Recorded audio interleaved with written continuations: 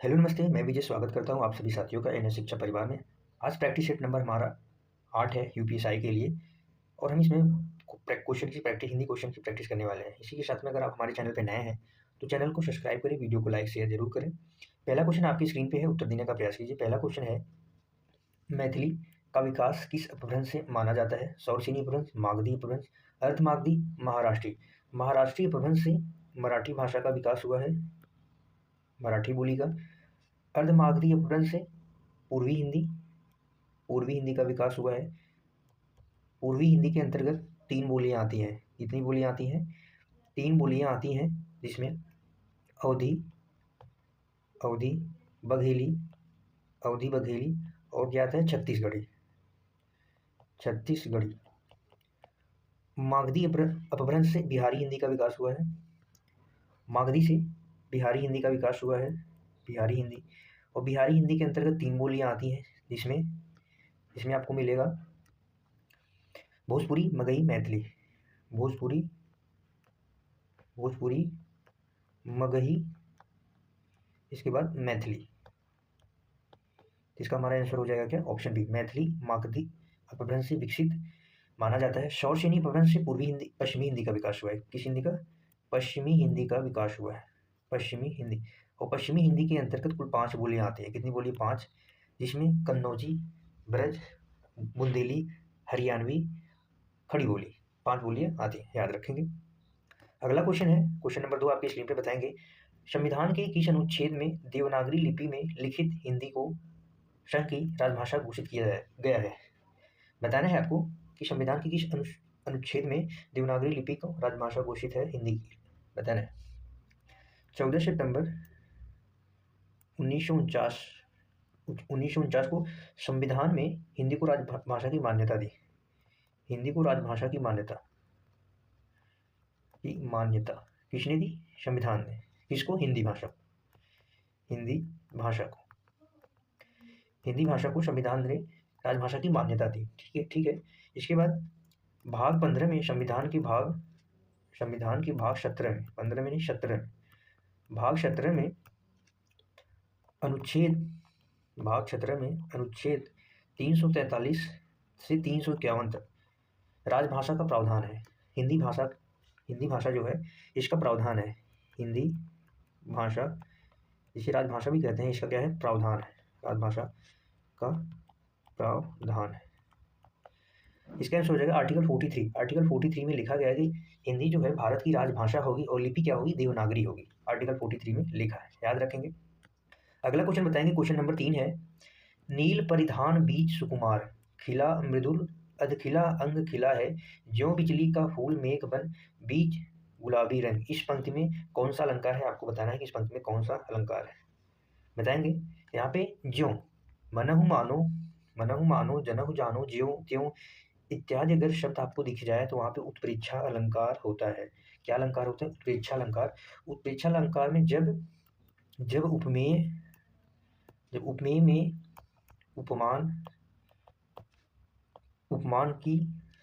उपमान की संभावना व्यक्त की जाए, क्या व्यक्त की जाए? संभावना या कल्पना। जब उपमेय में उपमान की कल्पना कर ली जाए तो वहाँ पे क्या होता है? उत्प्रेक्षा अलंकार होता है, अर्थालंकार का भेद है। जैसे इसमें कुछ शब्द आपको देखने को मिलेंगे वाक्य में पहचान के लिए, मनु मानो, जनु जानो, जनहु मनहु, ज्यों त्यों, क्या? ज्यों और त्यों इत्यादि शब्द अगर आपको दिख जाए तो वहाँ पे आप सीधा बता सकते हैं कि यहाँ पे उत्प्रेक्षा अलंकार है, याद रखेंगे। अगला क्वेश्चन है, क्वेश्चन नंबर 4 आपकी स्क्रीन पे। निम्नलिखित में से कौन सी सघोष महाप्राण ध्वनि है? बताएंगे कौन सी सघोष महाप्राण ध्वनि है। सघोष को क्या कहते हैं? घोष भी कहते हैं, घोष ध्वनि भी कहते हैं, ठीक है। सघोष या घोष ध्वनि,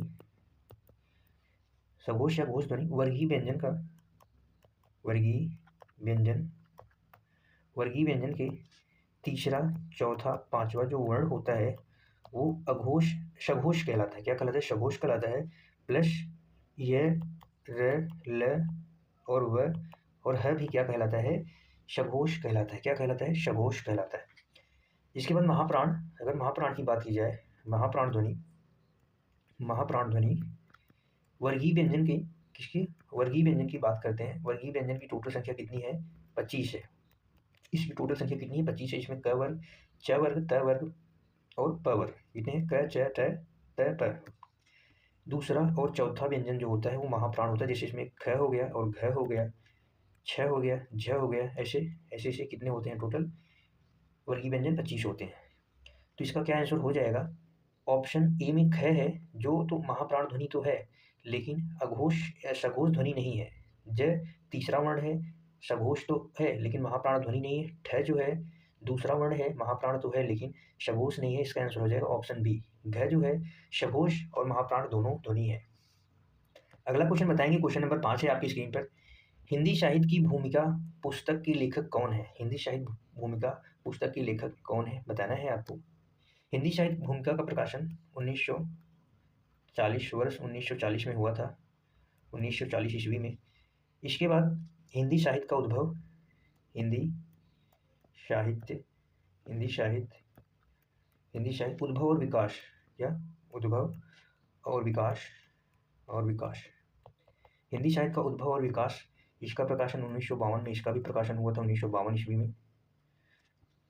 हिंदी साहित्य का आदिकाल, हिंदी साहित्य का आदिकाल, इसका भी प्रकाशन क्या हुआ था? 1952 ईस्वी में हुआ था। इन तीनों के प्रकाशन कौन किया है? हजारी प्रसाद द्विवेदी हैं। इसके लेखक कौन है? इन तीनों पुस्तक के लेखक नंबर 1, नंबर 2, नंबर 3, इन तीनों की रचना हजारी प्रसाद द्विवेदी जी के द्वारा की गई है, याद रखें। अगला क्वेश्चन है क्वेश्चन नंबर 6 आपकी स्क्रीन पे, बताएंगे क्या होगा इसका आंसर। निम्नलिखित में से अष्टछाप का कवि है, आपको बताना है। मीराबाई, रसखान, सूरदास, विद्यापति। अष्टछाप की स्थापना 1565 ईस्वी में हुई थी, 1565 ईस्वी में हुई थी विट्ठलनाथ जी के द्वारा। किसके द्वारा? विट्ठलनाथ जी के द्वारा की गई थी। अष्टछाप में कुल 8 कवि हैं। कितने कवि हैं? 8 कवि। 8 कवि कौन कौन से हैं एक बारी देख लेंगे। जिसमें आपको मिलेंगे सूरदास जी, सूरदास के बाद कुंभन दास के बाद आपको मिलेंगे परमानंद दास के बाद कृष्णदास, नंददास लिखेंगे साथ ही, नंददास। छीत स्वामी के बाद गोविंद स्वामी और चतुर्भुज दास। कौन? गोविंद स्वामी के बाद चतुर्भुज दास। टोटल 8 कवि हैं। 4 वल्लभाचार्य के शिष्य हैं और 4 विट्ठलनाथ के शिष्य हैं। ये जो 4 हैं वल्लभाचार्य के शिष्य हैं और 4 विट्ठलनाथ के शिष्य हैं। इसका आंसर हो जाएगा ऑप्शन सी। सूरदास जो है दिए गए ऑप्शन में अष्टछाप के कवि हैं। ठीक है। अगला क्वेश्चन बताएंगे, क्वेश्चन नंबर 7 है। आल्हा किस ऋतु में गाया जाता है? ग्रीष्म ऋतु, शरद ऋतु, वर्षा ऋतु, बसंत ऋतु। आल्हा वर्षा ऋतु में गाया जाता है। आल्हा की एक आल्हा खंड में रचित एक प्रसिद्ध रचना है। आल्हा खंड में जिसकी रचना हुई है, आल्हा खंड की रचना है, प्रसिद्ध रचना है जो परमाल रासो है। क्या है? परमाल रासो काव्य की रचना है। इसके लेखक जगनिक है। इसकी रचनाकार कौन है? जगनिक, याद रखेंगे। जगनिक कौन है? रचनाकार। इसके रचनाकार जगनिक। अगला क्वेश्चन बताएंगे, क्वेश्चन नंबर 8 है आपकी स्क्रीन पर। सखी वे मुझसे कह कर जाते किस कवि की काव्य पंक्ति है? बताना है आपको किस कवि की काव्य पंक्ति है। ये प्रसिद्ध पंक्ति है, मैथिली शरण गुप्त जी की प्रसिद्ध पंक्ति है, सखी वे मुझसे कहकर जाते। अगला क्वेश्चन है क्वेश्चन नंबर 9। खड़ी बोली का प्रयोग सबसे पहले किस पुस्तक में हुआ है? खड़ी बोली का प्रयोग सबसे पहले किस पुस्तक में हुआ है? बताएंगे। भक्ति सागर, सुख सागर, काव्य सागर, प्रेम सागर। इसका आंसर हो जाएगा प्रेम सागर। खड़ी बोली का सबसे पहले प्रयोग प्रेम सागर में मिलता है, जिसके रचनाकार हैं लल्लू लाल जी इसके रचनाकार हैं, जो वर्ष 1810 ईस्वी में हमें देखने को मिलता है। खड़ी बोली के अन्य नाम जैसे खड़ी बोली को कौरवी भी कहा जाता है। खड़ी बोली को क्या कहा जाता है? कौरवी बोली भी कहा जाता है। और कौरवी किसने कहा था? खड़ी बोली को कौरवी भी कहा जाता है। और कौरवी राहुल सांकृत्यायन जी ने कहा था। किसने कहा था? राहुल सांकृत्यायन जी ने कहा था, याद रखें। ठीक है। ने कहा। अगला क्वेश्चन है क्वेश्चन नंबर 10 आपकी स्क्रीन पे। इनमें से कागज शब्द का बहुवचन बताना है। कागज शब्द का बहुवचन बताना है। ऐसे शब्द बहुवचन में आते हैं जैसे एक शब्द के अनेक होने का बोध हो। एक शब्द के अनेक होने का बोध हो, उन्हें क्या कहते हैं? बहुवचन कहते हैं। कागज का बहुवचन हो जाएगा कागजात, जो दस्तावेजों से संबंधित है। किससे संबंधित है? दस्तावेजों से संबंधित है। ठीक है।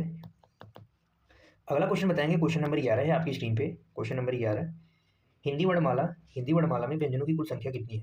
हिंदी वर्णमाला में व्यंजनों की कुल संख्या कितनी है? टोटल 33 व्यंजन है। टोटल 33 व्यंजन है। इस 33 व्यंजन में ये 33 व्यंजन है। अगर संयुक्त व्यंजन की बात की जाए, संयुक्त व्यंजन टोटल कितने हैं? संयुक्त व्यंजन कुल 4 है। इसमें आपको देखने को मिलेगा क्षय, त्रय, ज्ञ और श्रय। क्षय, त्रय, ज्ञ और श्रय। इसके बाद ऊष्म व्यंजन की अगर बात की जाए, ऊष्म व्यंजन कितने होते हैं? वो भी 4 होते हैं। संयुक्त व्यंजन 4 होते हैं, ऊष्म व्यंजन 4 होते हैं। श, श है, श है, ये भी 4 होते हैं। ठीक है। अगर अंतस्थ व्यंजन की बात की जाए तो वो कितने होते हैं? वो भी कितने होते हैं? 4 होते हैं। अंतस्थ व्यंजन भी कितने होते हैं? 4 होते हैं। कौन कौन से? य, र, ल और व। य और व को क्या कहा जाता है? अर्धस्वर कहा जाता है। लिख लेंगे, य और व को अर्धस्वर भी कहा जाता है। अर्धस्वर भी कहा जाता है। अगर वर्गीय व्यंजन की बात की जाए तो वर्गीय व्यंजन कितने होते हैं? 25। वर्गीय व्यंजन कितने होते हैं? 25 होते हैं। याद रखेंगे। अगला क्वेश्चन बताएंगे, क्वेश्चन नंबर 15 है आपकी स्क्रीन पे। क्वेश्चन नंबर 12 है, इनमें से कौन सा शब्द व्यक्तिवाचक संज्ञा नहीं है? व्यक्तिवाचक संज्ञा नहीं है। संज्ञा के प्राचीन हिंदी के अनुसार अगर भेद पूछे,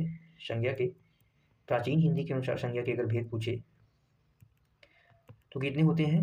5 होते हैं। कितने भेद होते हैं? 5 भेद होते हैं, जिसमें से व्यक्तिवाचक संज्ञा है। व्यक्तिवाचक संज्ञा जो किसी विशेष व्यक्ति वस्तु का बोध कराते हैं। व्यक्ति या वस्तु का बोध कराते हैं। जैसे देखेंगे, जैसे हमने कहा प्रयागराज। इसमें और ऐड कर देंगे परिभाषा में, जो किसी विशेष वस्तु का बोध कराते हैं। विशेष का मतलब होता है, हो जाएगा इसमें विशेष में स्थान नाम भी आ जाएगा, का बोध कराते हैं। प्रयागराज, दिल्ली, रमेश, सुरेश, महेश, ये सब क्या है? हिमालय, गंगा, राम, ये सब क्या है? व्यक्तिवाचक संज्ञा है। इसका क्या आंसर हो जाएगा? ऑप्शन डी, पहाड़ जो है ये जातिवाचक संज्ञा है। कैसी संज्ञा है? जातिवाचक संज्ञा है, जो संपूर्ण जाति का बोध करा रहा है। ठीक है, जातिवाचक संज्ञा है। ठीक है। अगला क्वेश्चन बताएंगे, क्वेश्चन नंबर 13, प्रभु जी तुम चंदन हम पानी किसकी पंक्ति है? प्रभु जी तुम चंदन हम पानी किसकी पंक्ति है बताना है। यह प्रसिद्ध पंक्ति रविदास जी की है, जिन्हें रविदास भी कहा जाता है। रविदास भी कहते हैं। ये प्रसिद्ध पंक्ति किसकी है? रविदास जी की है। याद रखेंगे। अगला क्वेश्चन है क्वेश्चन नंबर 14 आपकी स्क्रीन पे। क्वेश्चन नंबर 14, इनमें से भरत मुनि के रस सूत्र का व्याख्याकार है। रस सूत्र का व्याख्याकार कौन है बताएंगे। भरत मुनि रस संप्रदाय के प्रवर्तक कहे जाते हैं। रस संप्रदाय के प्रवर्तक कहे जाते हैं। रस संप्रदाय के प्रवर्तक हैं और इन्होंने 8 रस को माना। 8 रस माने हैं। इनकी रस की प्रसिद्ध रचना है नाट्यशास्त्र। इनकी एक रचना है नाट्यशास्त्र। नाट्यशास्त्र में इन्होंने रसों का वर्णन किया है। इन्होंने कौन सा रस नहीं माना है? कौन सा रस नहीं माना? ये शांत रस को नहीं मानते हैं। इसको शांत रस को नहीं माना है। तो और इसके व्याख्याकार रस सूत्र के व्याख्याकार कौन है? भट्ट लूलट। कौन है? भट्ट लूलट हैं इसके व्याख्याकार। ठीक है, याद रखें। अगला क्वेश्चन है क्वेश्चन नंबर 15, आज का आखिरी क्वेश्चन है आपकी स्क्रीन पर। आंसर देने का प्रयास कीजिए। 6 ध्वनि का उच्चारण स्थान बताना है। दंत है, तालव्य है, ओष्ठ है, वर्च है। ये क्या है? वज्र है। बताएंगे। दंत से उच्चरित होने वाली ध्वनियों में जैसे त वर्ग की सभी वर्ण, त वर्ग में त थ द थ आई हैं, त थ द थ न प्लस ल और श। इसके बाद नवीन विकसित की ध्वनि जो है ज, ये क्या है, दंत से उच्चरित होते हैं। तालव्य की अगर बात करें, तालव्य में च वर्ग के सभी आते हैं प्लस छोटी ई बड़ी ई, इसके बाद य और श क्या होते हैं, तालव्य से उच्चरित होते हैं। ओष्ठ से प वर्ग की सभी वर्ण प फ व भ म प्लस उ, छोटा ऊ और बड़ा ऊ क्या होते हैं, ओष्ठ से उच्चरित होते हैं। तो 6 पूछा है जो च वर्ग में आता है, तो इसका आंसर क्या हो जाएगा, तालव्य। इसका क्या आंसर हो जाएगा, तालव्य। याद रखेंगे, ठीक है साथी। आज के लिए इतना ही। अंत तक बने रहने के लिए आप सभी साथियों का धन्यवाद, तहे दिल से धन्यवाद है। क्लास को पूरा देखा करें साथी। इसी के साथ में मिलेंगे कल एक नए प्रैक्टिस टेस्ट के साथ। Thank you so much. पढ़ते रहिए, मस्त रहिए, खुश रहिए। मिलते हैं अगली क्लास में, तब तक के लिए बाय बाय।